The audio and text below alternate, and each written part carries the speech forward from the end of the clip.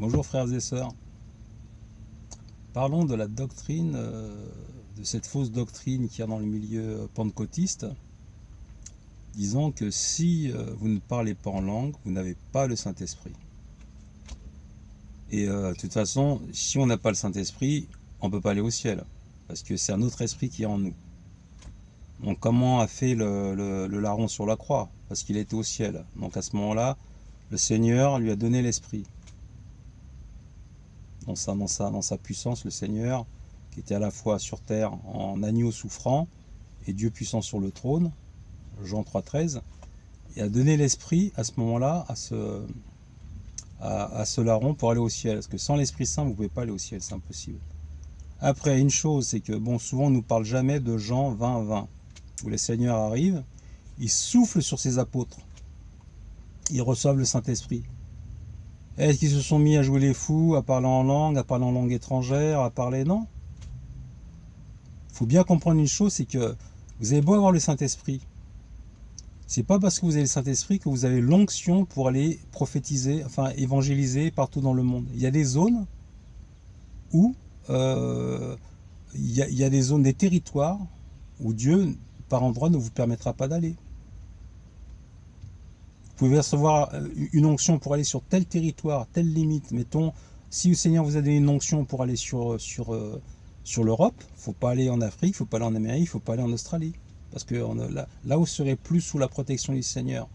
D'ailleurs, il est bien dit que, à un moment, Paul il dit comme ça, Satan nous a empêchés. Mais est-ce que Dieu ne pouvait pas obliger Satan à baisser les barrières? Il pouvait. C'est qu'à ce moment-là, le Dieu Tout-Puissant n'était pas d'accord que Paul aille à cet endroit-là. Et s'il avait insisté, oui, je suis l'apôtre des nations, je vais y aller, j'ai une onction, mes mouchoirs guérissent les gens, etc. Je ressuscite les morts. Ben voilà, à ce moment-là, l'onction qu'il a sur lui, ben, peut-être que le Seigneur l'aurait amoindri ou l'aurait retiré. Il se serait fait gifler, Dieu ne l'aurait pas abandonné. Ça aurait été une leçon d'obéissance simplement, il ne faut pas insister. Après, est-ce que de nos jours, puisque la chose principale qu'on voit dans Acte 2, quand les langues descendent, on s'approuve que c'est aussi pour le parler, des langues de feu. Donc le Seigneur n'a pas envoyé des gerbes de feu, il n'a pas envoyé des lampes à huile de feu, c'est que des langues, donc c'est en rapport avec la parole. Il envoie des langues de feu. Et sur ces langues de feu, ils les ont reçues, ils se sont mis à parler en toutes les langues. D'ailleurs, il dit, ne sont-ils pas, je sais pas, juifs ou autres, mais comment se fait-il qu'ils parlent notre langue? À ce moment-là, c'était pas la langue des anges à ce moment-là, c'était la langue humaine. Parce que, dites-vous bien une chose, déjà, une langue classique que tout le monde comprend bien, mettons qu'un prophète français, un pasteur français parle dans une salle à des Français, de souche, ils comprennent bien la langue, parfois, l'évangile, c'est pas évident à expliquer. Alors quand vous allez dans une tribu et que vous n'avez pas le parfait contrôle, pas seulement de la langue, l'accent, connaître la mentalité, l'humour, parce que un humour qui est dans un pays européen, ça passera mal dans un autre pays. Il y a des mots que vous allez dire, ça va choquer. Donc il faut adapter votre langage, il ne faut pas changer l'évangile, mais il y a des choses que vous ne pouvez pas dire, vous voyez. Parce que l'amour fait que vous devez un peu vous adapter. Comme Paul s'est adapté, je me suis fait tout à tous. Avec les juifs, j'étais juif, les grecs, j'étais grec, avec... non, il n'a pas dit avec les impudiques, j'étais impudique, hein, ne commencez pas à inventer des choses. Mais, voilà, c'est ça l'amour. Donc, est-ce que de nos jours, lorsque des gens reçoivent le Saint-Esprit, dans leur chambre, même avant d'être baptisés, on peut le recevoir, est-ce qu'ils se mettent à brusquement à parler en langue étrangère? Non, c'est très rare maintenant. Très peu de pasteurs vont vous dire quand j'ai reçu le Saint-Esprit, je me suis mis à parler une langue étrangère. C'est extrêmement rare. Pourtant c'est la chose principale que l'on voit dans l'acte 2. À ce moment-là, dites à ces pasteurs qui prêchent du n'importe quoi, vous ne parlez pas en langue étrangère, donc vous n'avez pas le Saint-Esprit. Parce que c'était ça principalement. Après, la langue des anges, le parler en langue comme on dit, c'est quelque chose, comme je disais comme ça, de personnel et d'intime. Jésus n'en a pas parlé spécialement. Le seul qu'en a parlé, je crois que c'est dans Éphésiens, et ben il en a parlé, parce que il a vu qu'il y avait une espèce de, il y avait des gens déjà, je pense à cette époque, qui se disaient, je pense qu'il devait y avoir une jalousie, une compétition. Des fois qu'on a un chrétien charnel, on peut être en compétition. Oui, comment ça se fait qu'il parle des langues non, non. Ou alors d'autres disent, ouais, mais ce qu'il raconte, c'est du n'importe quoi, on ne comprend rien et tout. Et Paul a été clair là-dessus. C'est un don que l'on reçoit. Mais personne ne vous comprend. Seul Dieu vous comprend. Et même vous ne comprenez pas ce que vous dites. Mais il a dit dans une assemblée, évitez de prophétiser en langue, ça sert à rien, puisque personne ne vous comprend normalement. Quand vous prophétisez, c'est pour édifier l'Église. Parce que vous pouvez aussi bien avoir le don de prophétie et le parler en langue, mais si vous commencez à prophétiser en langue, mais ça sert à quoi? Il n'y a aucune édification de l'Église, ça sert à rien. C'est pour ça qu'il a dit, vaut mieux se taire, je préfère parler une seule langue en langue intelligible, il dit, que 10 langues, que 10 parlants en langue, c'est sûr. Donc ça, c'est quelque chose de personnel que le Seigneur a donné à certains chrétiens parce qu'ils savent qu'ils doivent prier beaucoup en fonction de plein de choses, de leur vie, le caractère, etc., etc. Donc voilà, donc ces pasteurs, si vous rencontrez des pasteurs qui vous disent comme ça, ah mais vous parlez pas en langue? Ah non, non, vous n'avez pas le Saint-Esprit, recherchez-le. Ou alors entraînez-vous à parler en langue, certains on doit s'entraîner pour aller parler en langue, c'est un truc de fou quoi. Est-ce qu'il y a un dictionnaire, rabadagaba, rabat, ouais, c'est bizarre.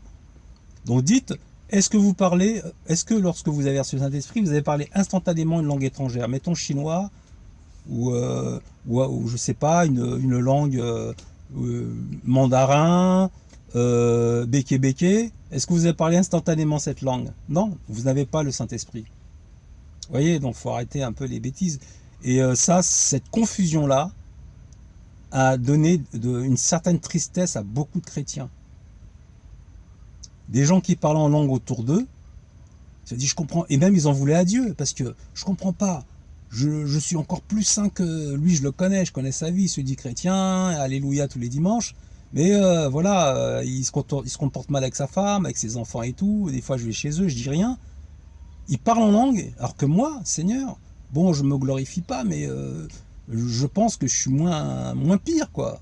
Voilà, je connais ma vie, je traite bien mes enfants, ma femme, j'essaie d'être un bon chrétien, un bon citoyen dans la ville, et j'ai toujours pas le parler en langue. Donc vous voyez, ça peut faire murmurer contre Dieu. C'est même dangereux, quoi, à cause d'un faux enseignement. C'est terrible, ça. Ah, Seigneur, Seigneur, Seigneur, Seigneur. Après, continuons dans certaines hérésies. Bon, je crois que j'avais déjà parlé de le salut ne peut pas se perdre, mais comment ça se fait que des anges qui étaient au ciel parfait ont perdu leur salut? Il n'y a pas qu'un peu, 30% seulement. Satan, qui était un ange merveilleux, il a tous les superlatifs, il marchait parmi les pierres précieuses, il était beau, et un chérubin aux ailes déployées, et il a perdu son salut. Il faut bien comprendre qu'on dit on ne peut pas perdre son salut. C'est vrai dans un sens, c'est-à-dire que si vous êtes en parfaite connexion avec le Seigneur, l'ennemi ne peut pas venir et vous combattre et prendre votre salut si vous êtes en connexion avec le Seigneur. C'est impossible. Là, vous ne pouvez pas perdre votre salut. C'est-à-dire que vous avez le Saint-Esprit en vous, mais si le Saint-Esprit s'en va parce que vous l'attristez sans arrêt par votre comportement, même sans, on va dire, tromper votre femme ou voler aux choses quoi, vous êtes constamment en colère, en colère, en colère, en colère, vous parlez mal aux gens, nanana, les esprits peuvent vous prévenir pendant 10 ans de votre vie, 15 ans de votre vie, 30 ans de votre vie, parce qu'il est patient le Seigneur, puis arrivé à un moment, l'esprit va s'éteindre, et là vous allez sentir, hein, quand vous avez cette impression de ne plus vouloir prier, les choses que vous avez abandonnées, mettons les femmes pendant des années, vous ne les regardiez pas, vous commencez à les regarder avec un peu plus d'insistance, et puis vous trouvez des excuses. Oh, de toute façon, voilà, le Seigneur est bon, on est sous la grâce, il peut pardonner, donc voilà, c'est que le Saint-Esprit s'est barré. Si ce que vous faites ne vous convainc plus du péché, un film que vous avez regardé, mettons pendant des années, vous ne vouliez plus regarder certains films, et vous commencez à les regarder de nouveau, en disant de toute façon, j'ai le Saint-Esprit en moi, il n'y a pas de souci, je peux gérer la situation. Si vous allez jusqu'au bout de ce film, et puis il y a des scènes bizarres et tout, et vous n'êtes pas choqué au fond de vous, c'est que le Saint-Esprit est parti. C'est comme ça qu'on le voit. Hein. Parce que faut bien comprendre, c'est que quand l'esprit s'en va, la maison ne reste jamais vide. Un esprit d'égarement vient automatiquement. Donc cet esprit vous égare, vous fait comprendre que tout va bien. Priez, vous priez, hein, même peut-être même plus qu'avant. Encore plus qu'avant, parce que vous vous rendez compte que vous péchez souvent. Vous êtes pas bête, vous vous rendez compte que vous péchez. Et vous comprenez pas pourquoi trop, mais vous priez plus qu'avant. Oh Yahweh, pardonne-moi, pardonne-moi, pardonne-moi. Mais l'esprit est parti depuis longtemps. Voilà, parlons un peu des esprits. Des esprits, des esprits. Est-ce que vous savez qu'entre un esprit impur qui n'a pas de chair, qui tourmente les humains, etc., etc., etc., et un humain, la seule différence qu'il y a, si je peux dire, bien sûr s'il n'a pas le Saint-Esprit, c'est qu'il y en a un qui est recouvert d'une chair et l'autre n'a pas de chair. Pour preuve, c'est que quand vous mourrez, vous rendez votre chair, vous êtes un pur esprit. Si vous n'aviez pas Christ en vous, et que si vous n'allez pas tout de suite en jugement, je ne sais pas, en enfer, dans le séjour des morts, vous êtes un démon. Vous irez sur terre, Dieu le permet, parce que Satan peut-être a besoin d'une armée aussi, une armée d'esprits impurs qui va faire pécher les hommes. Alors, et c'est pas étonnant, parce que dans les pays, beaucoup de pays tribal, l'Afrique, l'Océanie, tout ça, ils prient les esprits. Ça, c'est l'esprit du grand-père, l'esprit de l'oncle, l'esprit de machin, mais pendant longtemps, j'ai cru que moi, c'était... Ça peut arriver aussi, de purs démons qui se faisaient passer pour quelqu'un de votre famille. Ça peut arriver, ça, bien sûr, absolument. Mais parfois, il y a de vrais esprits qui ont travaillé avec Satan comme des sorciers pendant toute leur vie. Et si je peux dire leur récompense quelque temps avant d'aller en enfer, ils continuent comme des anges, hein, être avec Satan, de faire partie de son univers, voyez. Ils ont un certain grade, on a vu les témoignages de sorciers, hein. Quand ils partaient dans l'autre monde, ils voyageaient, ils sortaient de leur corps. Et puis de grands sorciers, il y a un témoignage sur France 2, le gars était pratiquement, en tant qu'humain, en tant qu'esprit aussi, et ben il avait une espèce de... il avait la gouvernance d'un quartier en tant qu'humain, voyez. Et s'il devait mourir, de toute façon, tant que vous servez Satan ne combat pas Satan, pourquoi il irait jeter un élément, un soldat à lui, qui fait beaucoup de dégâts? Mettons quelqu'un comme Mick Jagger, ou d'autres comme ça. Ils ont emmené des millions de jeunes en enfer. Jamais Satan va les... À moins que Dieu dit, lui c'est terminé, il en a marre, il dégage. Mais je pense que Satan prie Dieu régulièrement pour que Dieu lui permette de frapper que le Dieu lui permet de frapper telle personne, d'aller tourmenter telle personne, etc. Parce qu'on a bien vu que sur l'île de Gadara, quand il y avait ce démon, c'est cet être humain qui dormait dans les cimetières, il brisait ses chaînes, vous voyez un peu la force des esprits, les magiciens de nos jours, là, ils brisaient ses chaînes, ils se baladaient partout nus. À un moment, il dit au Seigneur comme ça, dans la vraie version, tu es le Saint, tu es le Dieu, en hébreu. Alors que dans les versions que nous avons, tu es le Saint de Dieu. Dans la vraie version, tu es le Saint, tu es le Dieu, le Dieu. C'est pas tu es la deuxième personne de la Trinité. Non, non, non, non. Et il dit, permets-nous d'aller dans ces ports, dans ces pourceaux et tout. Et tu veux nous perdre avant le temps. Qui êtes-vous? Nous sommes légion.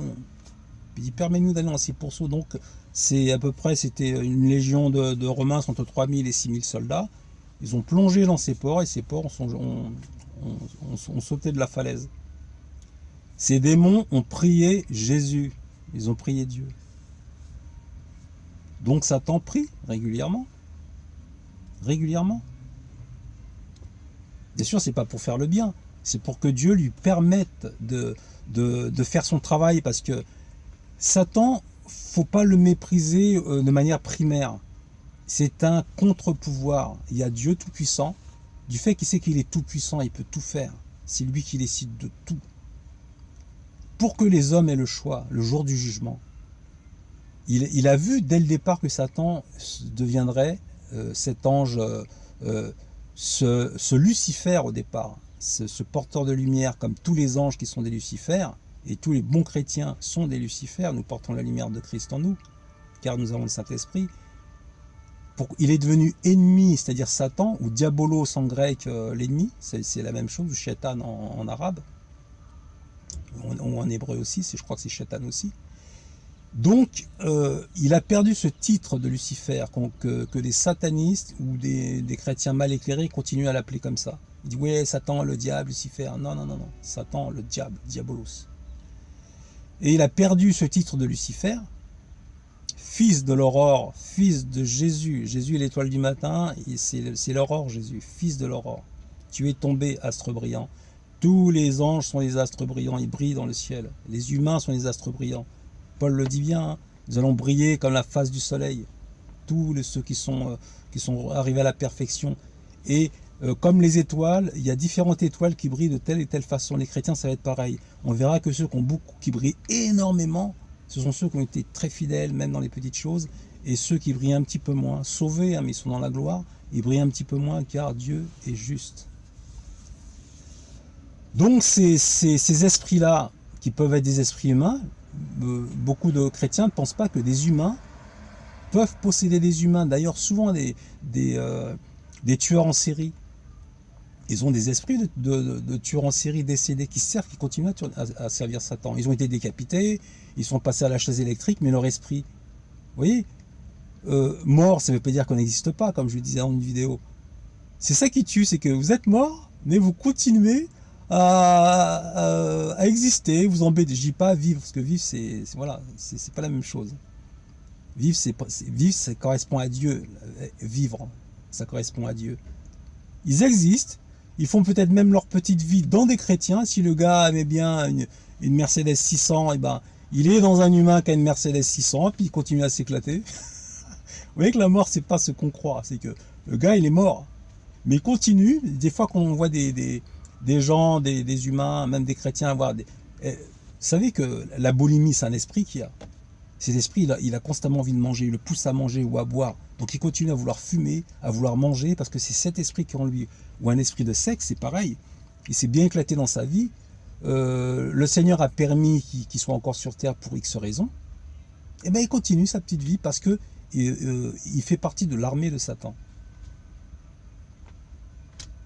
Et Dieu a une armée encore plus nombreuse parce que les animaux font partie de l'armée de Satan aussi. Pas de Satan, mais de Dieu.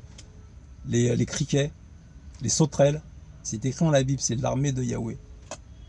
Combien de fois le Seigneur, il a décimé un village comme ça avec des lions? Ils sont venus, bam bam, ils ont décimé. Il faut que je retrouve le verset.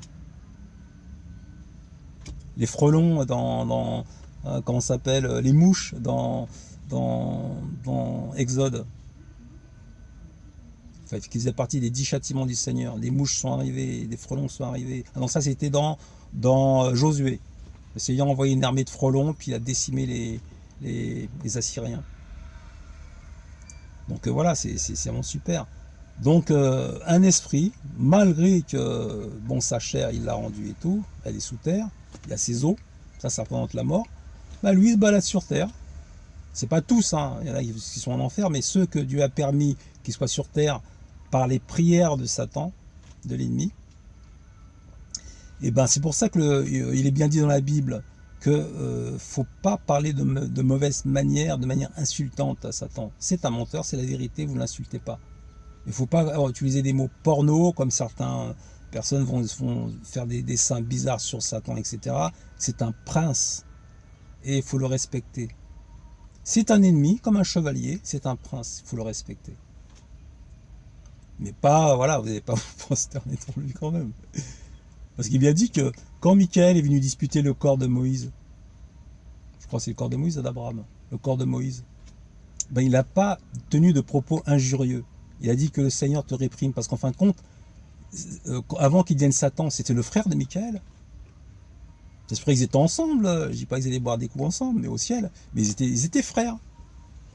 Et Michael, on voit dans Enoch, il était attristé que certains anges qu'il connaissait, ils ont merdé.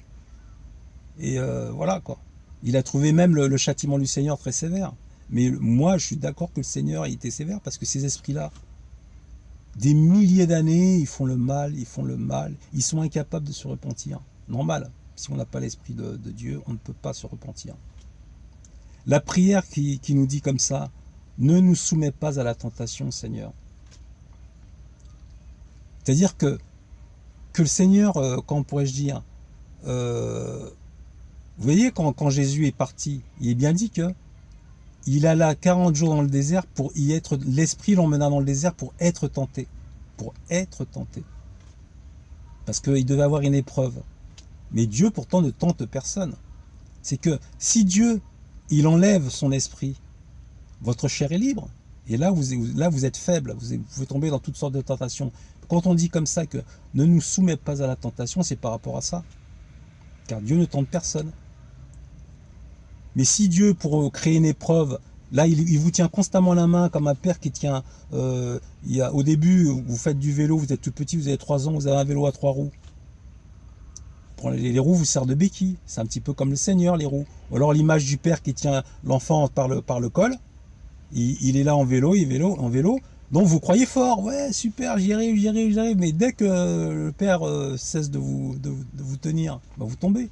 Vous enlevez les 2 roues sur les côtés, vous tombez. C'est pour ça que quand on a l'esprit du Seigneur, on est vainqueur. Hein. Et pour ne pas que le Seigneur nous soumette à la tentation, que son esprit ne se retire pas trop, parce qu'on va tomber à ce moment-là. Tant qu'on n'est pas fortifié, le Seigneur ne peut pas se retirer légèrement. C'est pour ça que le Seigneur, il agit de manière très très forte dans les chrétiens qui viennent de prendre le baptême, ils ont un feu pas possible, ils sont dans la joie. Certains peuvent, c'est là, comme on dit, parler en langue tout de suite, avoir une pêche pendant plusieurs jours, et petit à petit, ça va s'estomper. Parce que l'épreuve va arriver. Il va cesser de vous tenir par la main comme il fait. Il est avec vous, hein. Mais à un moment, le Seigneur est juste. Il ne va pas commencer à juger 2 personnes. Il y en a une, il a aidé par son esprit de manière très forte. C'était presque un pantin. Le Seigneur le manipulait et tout, donc il ne pouvait pas pécher. Et vous, il vous a aidé au début, il vous laisse tomber. Après ça, il va vous juger. Toi, tu étais mauvais, toi, tu étais bon. Non, c'est pas possible. En fonction de la grâce que vous avez, si vous êtes très très faible au départ, il va beaucoup vous aider pour arriver au niveau de l'autre déjà, qui a eu besoin beaucoup moins de l'esprit. Et là, tous les deux, il va vous laisser en roue libre pour voir comment vous vous comportez. Parce que sinon, comment pourrait-il vous juger si vous avez tout le temps vécu sous la grâce, sous la grâce, sous la grâce? C'est pas possible. David a eu son épreuve, hein. Petit, il déchirait les lions, les ours, il en faisait ce qu'il voulait. Il a fait des combats, il gagnait, puis il arrive un moment, lorsqu'il n'était plus au combat, là, l'épreuve est arrivée. Et là, quelque part, le Seigneur a découvert vraiment le vrai cœur de David, qui n'était pas encore parfait. Voilà, je crois que je vais arrêter, parce qu'il commence à faire noir. Et qu'est-ce que je voulais dire? Ah oui, au niveau des esprits, pareil, le Seigneur, faut bien comprendre une chose, c'est que si on sort de la présence du Seigneur, le Seigneur peut même vous combattre, envoyer un esprit sur vous, pour vous perdre. On va voir ça c'est dans 1 Roi... on a vu ça avec Michée, ouais, regardez. On a vu ça, les esprits, voilà. Dans 1 Roi 22-20, notez bien, 1 Roi 22-20, et Yahweh dit, quel est celui qui séduira Akab le roi, afin qu'il monte et qu'il tombe à Ramoth en Galate? C'est-à-dire que les 2 rois, Akab et Josia, s'étaient réunis, le roi de Samarie, d'Israël, c'est-à-dire le royaume du nord, et le royaume de Juda, du sud. Les 2 rois se réunissent pour aller combattre ensemble, je crois que c'est les Philistins, ou les Assyriens, je ne sais plus. Et à ce moment-là, tous les 400 prophètes de l'un et l'autre disent oui, vous allez gagner, vous allez être bons, vous êtes des powers, vous êtes des vainqueurs. Puis un des rois commence à douter, il dit oui, mais quand même, 400 prophètes, pourquoi 450 prophètes? Donc je vais appeler Michée, mais je l'aime pas, il donne toujours de mauvaises nouvelles. Donc il appelle Michée, Michée lui dit comme ça, ouais, mais t'inquiète pas, mon roi, c'est comme tes 450 prophètes, je suis entièrement d'accord avec eux, tu seras vainqueur. Il dit ouais, te moque pas de moi, parce qu'il savait qu'il était un peu ironique à ce moment-là. Il dit dis-moi la vérité. Effectivement, il dit tu vas avoir des soucis, mon gars. C'est que tu vas partir, tu vas te retrouver seul, tu vas comment ça s'appelle, tu vas perdre cette guerre, et tu courras de chambre en chambre. Puis là, il n'a pas du tout aimé ça, le roi. Et juste avant, c'est que le Seigneur avait dit comme ça à un esprit, on voit bien, quel est celui qui séduira Akab? Et c'est là qu'à ce moment-là, cet esprit-là est rentré dans les 450 prophètes, et chacun disait tous la même chose. Peut-être pas dans les 450 prophètes, mais pour être tous d'accord en même temps, ils ont simplement dit un tel, voilà, répété comme un autre prophète a dit simplement. Et Michée a avoué que voilà, la vraie vérité, c'est ça. L'esprit de mensonge est rentré en eux, c'était pas la vérité. Mais Yahweh a donné la vraie vérité à Michée, il lui a dit, tu perdras ta guerre. Donc voilà, on voit qu'il faut faire attention parce que le Seigneur peut envoyer un esprit sur vous lorsque vous n'êtes pas de son côté. Et vous perdre définitivement. Daniel 4, Nabuchodonosor, pendant 7 ans, il a été mangé de l'herbe. Il avait un esprit de folie sur lui. Parce qu'il avait dit comme ça, un jour, le Seigneur lui a donné tous les royaumes de l'Inde à l'Afrique. Il a dit, mais n'est-ce pas de ma main que j'ai réussi à gagner tous ces territoires? Et dès qu'il a parlé, Daniel l'avait prévenu 1 an avant. Yahweh l'a frappé. Il a commencé à être comme une bête. Donc il avait reçu l'esprit d'une bête sur lui. Comme quoi on dit, les esprits n'ont pas de bête. Puis il était là à manger de l'herbe, ses ongles ont poussé comme un animal. Et il a été en vacances pendant 7 ans. Jusqu'à temps qu'il revienne et son royaume, il l'a repris. Donc ça, c'est pour Nabuchodonosor. Dans 2 Rois 19.7, Ésaïe 37, ah oui, ça c'est dans 2 Rois 19.7, pareil, un esprit que le Seigneur envoie un esprit sur un roi pour qu'il se perde. Ésaïe 37.7, c'est la même histoire. Le roi d'Assyrie, voici, je vais mettre sur lui, Yahweh dit, un esprit tel que sur une nouvelle qu'il entendra, il retournera dans son pays et je le ferai tomber par l'épée dans le pays. Et ça, le Seigneur lui avait fait comprendre que le roi d'Éthiopie, Tirkarka, va essayer de le comment pourrais-je dire, de le battre quelque part dans une région. Donc il est reparti à toute vitesse. Mais en fait, c'était une fausse nouvelle, c'était un esprit qui avait sorti ce mensonge sur le roi d'Éthiopie, Tiraka. Comme quoi, sur ton côté est, sur ton flanc, il va venir t'attaquer. Et c'était totalement faux. Et ça arrive encore dans Ézéchiel, dans Zacharie 12-14, quand le Seigneur réunit tous les peuples musulmans, enfin, je dis pas musulmans, mais tous les peuples entourant Israël, pour attaquer Israël, et quand ils auront fait leur boulot, parce que ils sont là pour châtier Israël. Que son sang de ce Jésus retombe sur nos têtes, sur la tête de nos enfants, qu'ils soient baignés du sang de Jésus. Donc le Seigneur va châtier Israël à la fin des temps, mais une fois qu'ils auront fait leur boulot, ils vont se gargariser, ouais, les Hébreux, on les haïssait, nanana, nanana. Ben à ce moment-là, le Seigneur va envoyer un esprit sur tous les peuples entourant Israël, ils vont s'entretuer. Il faut que je retrouve ce verset. Voilà, je vous bénis dans le nom puissant du Seigneur Jésus. Restez accrochés car l'enlèvement, c'est bientôt. Pour ceux qui sont destinés à l'enlèvement. Soyez bénis. Amen.